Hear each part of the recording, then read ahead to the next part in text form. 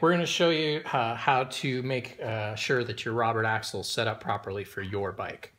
So we have a couple of the stock axles out of our bikes. Here's the Syntace, here's a DT Swiss or a Bontrager, and then some of the Robert axles that match up to them. So with the Syntace specifically, they have this taper here, and you want to make sure that you're using the Robert axle spacer that has that taper so that the axle matches. So make sure the spacer's on so that the shape matches what goes into your frame, and then the overall length is accurate, and most importantly, that the threads match up. I'll take the axle and line up the threads and make sure that they engage and that those are the proper threads. So make sure the portion fits into the frame is correct, the threads are correct, and the overall length is correct. Here's an example with a boost axle. Overall length is the same, and then we check the thread pitch and make sure that the thread pitch matches. So these are ready to be installed into your bike. Okay, so now we're going to install the Robert axle into the bike.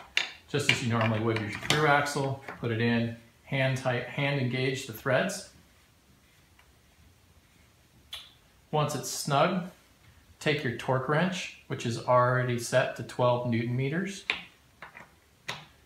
It has a 5mm hex key in it, inserted into the end of the axle. Tighten the axle until the torque wrench pops at 12 Newton meters. There we go. Do not over tighten. Then you install your hitch that came with your trailer. This one is from a Chariot. This one is for a Croozer trailer. And this one is for a Burley trailer. Go ahead and install that onto the stud provided on the Robert axle. Install the hitch, the washer, and then the nylock nut. Finger tighten. Then take a 5mm hex key, insert in the through hole through the axle. This will prevent the axle from over tightening into the frame. And take a 17mm socket, tighten the nylock nut onto the axle.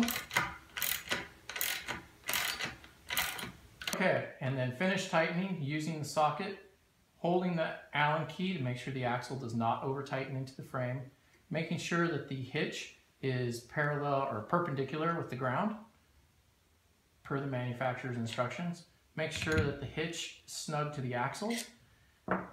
You're ready to connect your trailer to your hitch. Okay.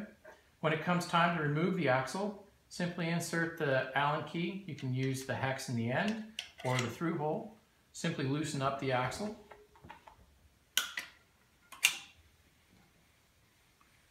Disengage the threads. Pull the axle out of the bike. You're ready to install the stock axle, or you can change flat tire or whatever you need to do.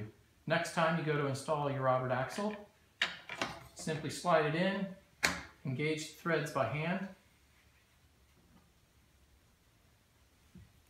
and then snug it up with the torque wrench again at 12 Newton meters. The hitch will be vertical again. Okay.